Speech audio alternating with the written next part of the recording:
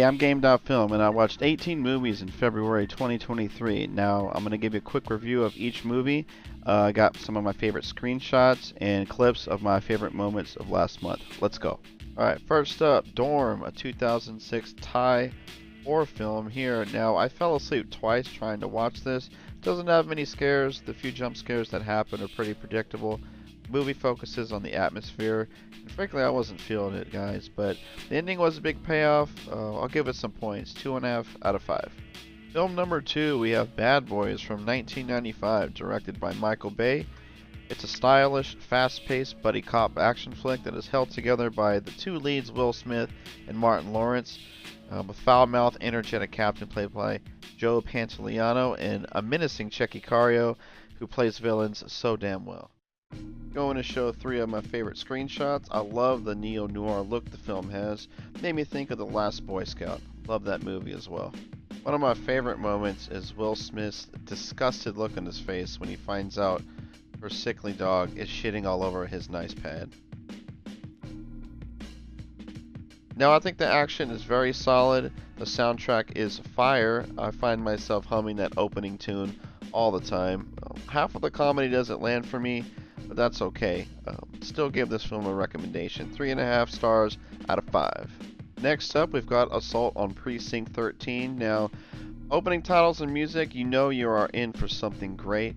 This has an outstanding mix of characters and personalities. So many memorable lines. You've got the unforgettable ice cream scene. The sound design is absolutely fantastic. The poof sounds when papers get shot. Let me show y'all a clip of that and show you what I'm talking about.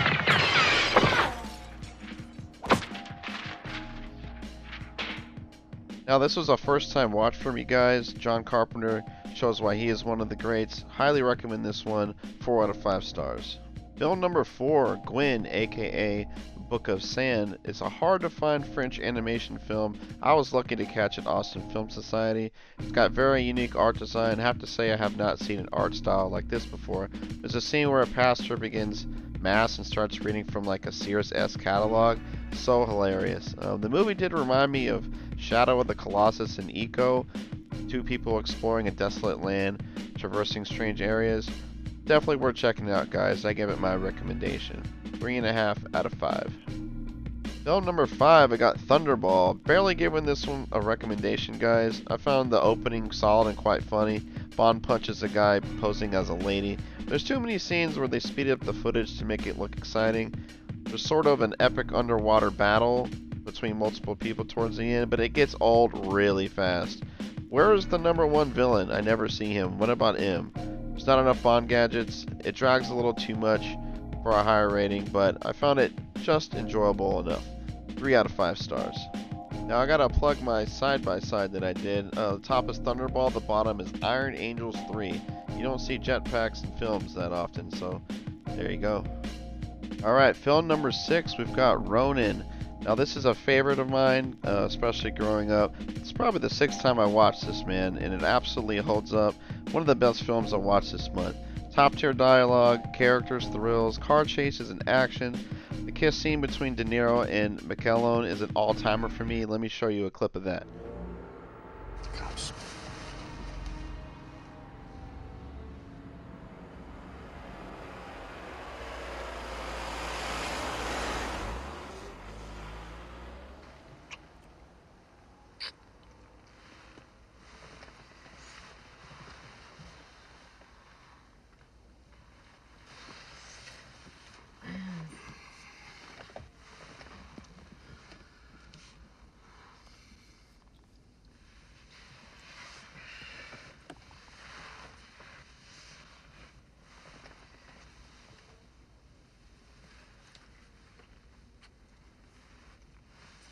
Now, if you listen real close there, she clears her throat and lets out this little moan like, damn, that was good. And she has this smile on her face, man. Oh, it kills me every time. They have great chemistry in this movie. For the first time, I caught how awkward the two were acting when they were scouting the hotel. Because, like, they're not used to acting normally, you know, so that was pretty cool. Skarsgård is evil as fuck. He kills it in this performance.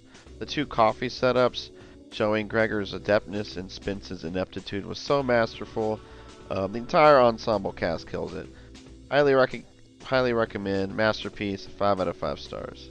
Movie number 7 is Thunderbolt. Now, this is not a bad way to spend 90 minutes of your time, guys. You get a couple of above-average fight scenes by the great Jackie Chan stunt crew, good amount of destruction, solid stunts, and car explosions. The ending was a pretty big letdown. Felt pretty weak to me. Tubi has a version, but it has poor audio quality, and the dub I didn't really like much. Definitely watchable, though. I also like to mention it stars Michael fucking Wong in a supporting role. I always have to give him a shout out. We love him on this channel. This is mid-tier Jackie, but definitely worth the watch. 3 out of 5 stars. Film number 8, we've got Heartbeat 100. Now, I watched this for my favorite actress of all time, Maggie Cheung. There's not many Hong Kong slasher films out there, so although I wasn't very impressed, I think this movie is still worth a look.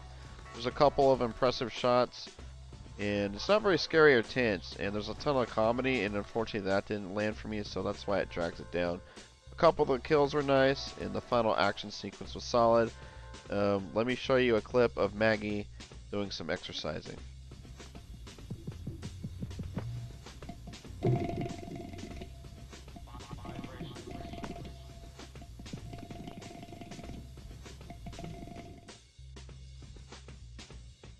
Oh, excuse me.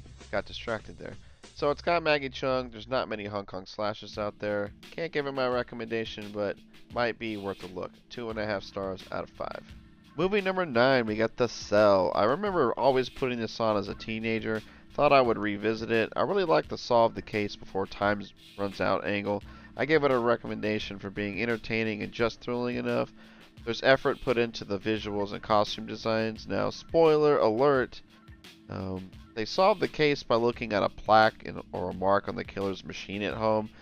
Could have easily found that shit out without diving into the killer's head, man. Like, seriously? But 3 out of 5 stars. I'll give it a rec. Film number 10, quite possibly my favorite film of the month, All That Heaven Allows. Absolutely blew me away, guys. I highly recommend this beautiful romance movie.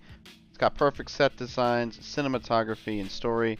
This is going to be a comfort movie for me for years to come. Now let me show you some screenshots.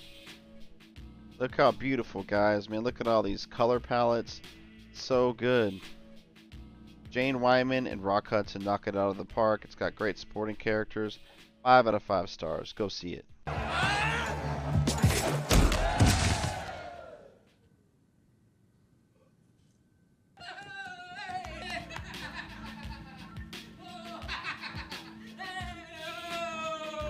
That was a clip from Ong Bak Muay Thai Warrior. This has punishing martial arts, guys. The knees and elbows to the chest and faces. Holy shit. Even the opening scene has many ouch man, they really did that moments. The movie does slow down after the opening act, which is a slight disappointment. But the story did have me engaged with our main characters. I got pumped up when our two main protagonists were fighting and protecting each other. The flying air knee attacks were a little overused, but every single one of them, though, are incredible each time, so that's great. This is a top tier martial arts film I highly recommend. 4 out of 5 stars.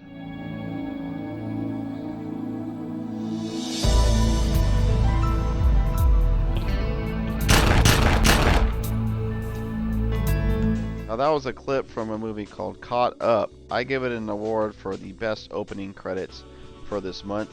I picked this DVD up from Half Price Books and I wasn't expecting much, but I was pretty impressed with this noir set in Los Angeles, guys. I absolutely love Bokeem Woodbine. He's always a supporting actor, but when I saw he was a leading man in this, I was like, man, I gotta check this out. I think he did a great job holding it down.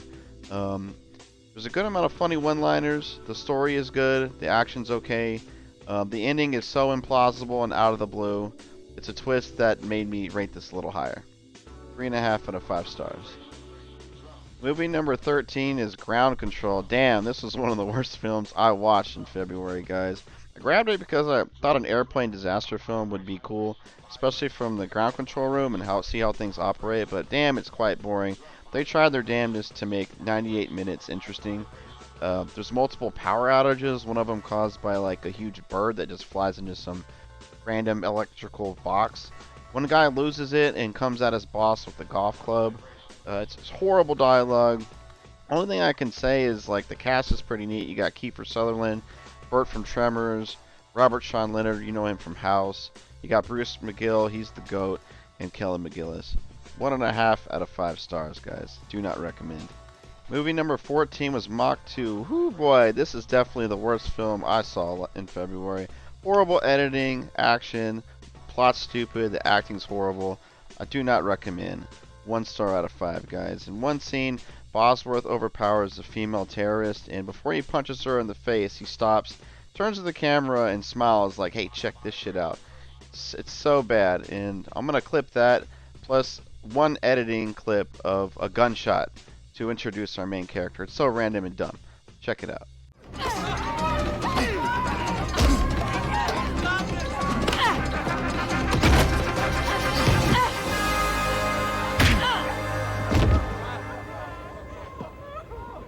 Like I said, I'll be right back.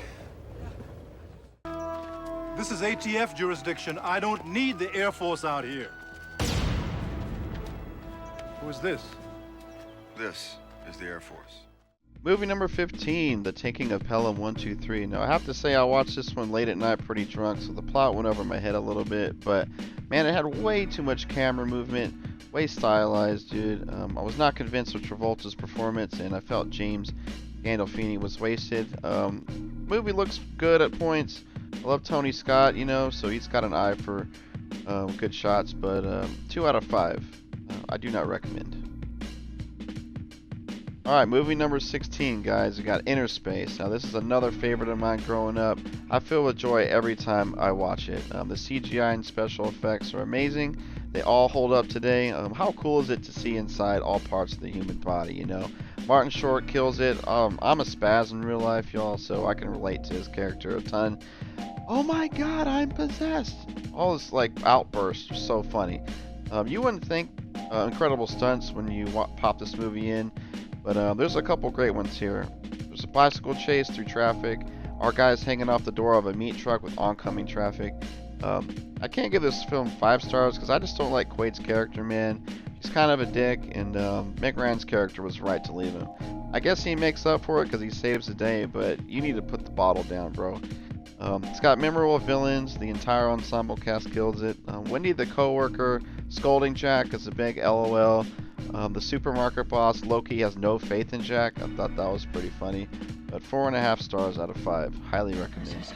No, nothing that spectacular. Just a teenage runaway. Somewhere along the line, I must have slipped on a piece of shit and landed in here with you. Now that was a clip from Hollywood Chainsaw Hookers. This is B-horror schlock at its finest, man. So many... You would think so bad it's good dialogue, but hey, man, I think some of these lines are pretty witty, and it had me fucking cracking up, man. This movie knows what it is. It doesn't take itself seriously, and you gotta love that.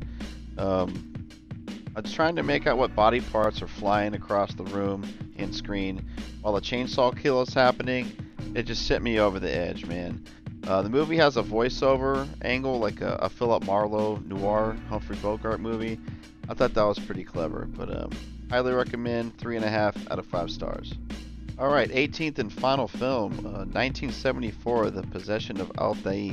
Saw this at Alamo Drafthouse on the big screen for Terror Tuesday. This is a damn good found footage horror flick. I hate when movies use too many jump scares and or they feel cheap, but the jump scares here feel earned, so I applaud that.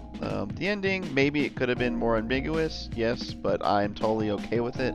I liked it. The addition of the friend who comes halfway in, he has some tension relief with a bit of comedy. That was cool. You've got spooky phone calls, scenes where you're alone in a forest at night. You got a haunted house. Really good shit here, man. There's enough story here not to get bored when the scary stuff isn't happening. It was filmed on the 8mm camera, so that looks really fantastic. There's some well-established shots and edits as well. 4 stars out of 5. I recommend. Alright, so there it is, guys. February 2023 movie recap. All done. So it's March 11th, so I'm a little late, but hey, man, it's better late than never. Give me a sub, like this video, comment. It really helps the algorithm out. Really active across all social medias, guys. Instagram, TikTok, streaming on Twitch, and I'm also on Twitter. Thanks for watching this video. You guys enjoy and have a good one.